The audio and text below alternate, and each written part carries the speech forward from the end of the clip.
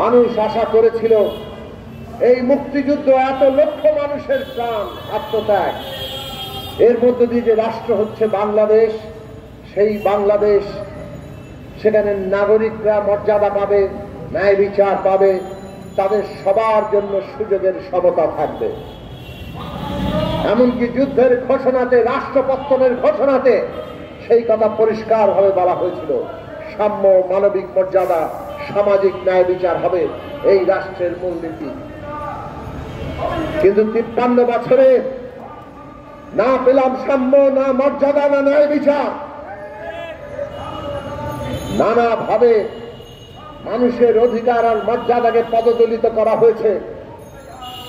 একটা দেশ তৈরি হয়েছে যারা একটা নির্বাচনের ব্যবস্থা করতে পারে নাই, মানুষের ভোটের অধিকারও কেড়ে নিয়েছে। যেই ভোটের অধিকার নিয়ে লড়াই করতে করতে এই দেশের মানুষ মুক্তিযুদ্ধ করে একটা দেশ স্বাধীন করেছে, সেই দেশের মানুষ 53 বছরে ভোটের অধিকার পায়নি।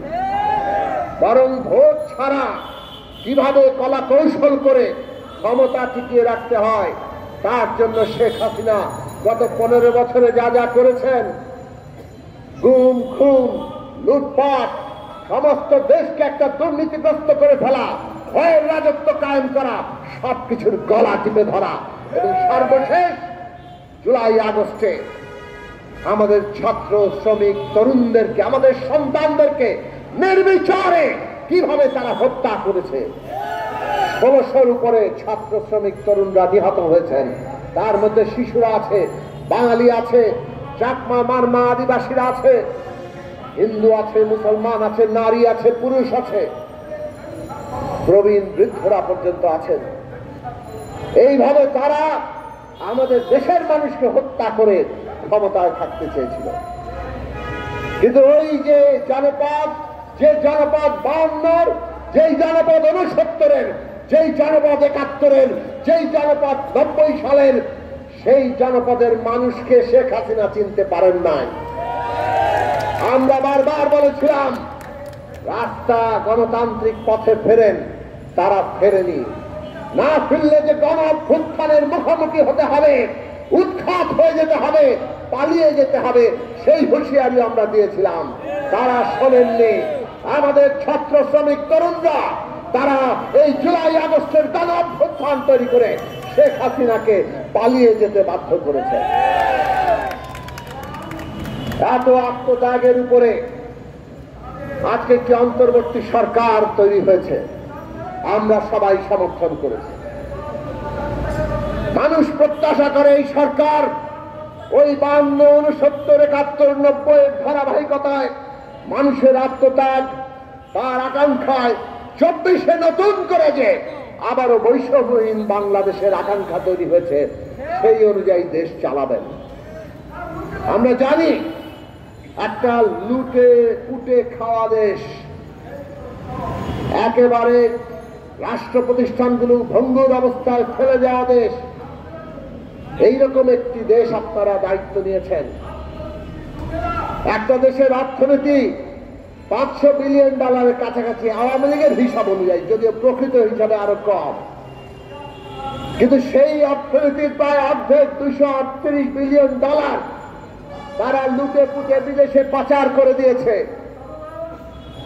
আমরা জানি এরা লুট করতে করতে বিদেশের কাছে ঋণের দ্বারস্থ হতে হতে শেষ পর্যন্ত IMF এর কাছে ঋণের জন্য গিয়েছে।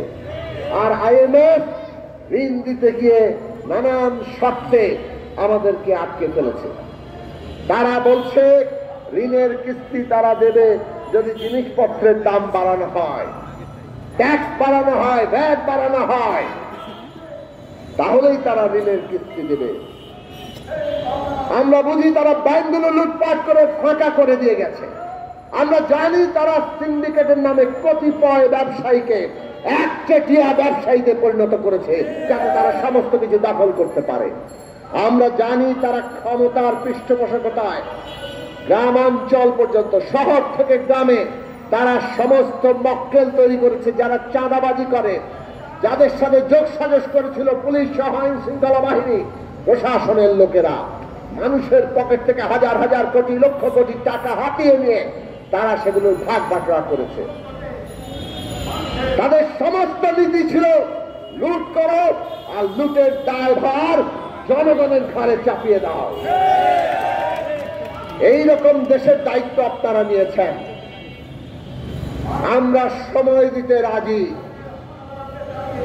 মানুষ রাতারাতি বদলে যাবে সবকিছু, সেটা প্রত্যাশা করে না, কিন্তু মানুষ এটা প্রত্যাশা করে আপনারা এমন নীতি নেবেন যাতে ওই লুটের টাকা যা হারিয়ে গেছে সেগুলো ফেরত আনা যায়।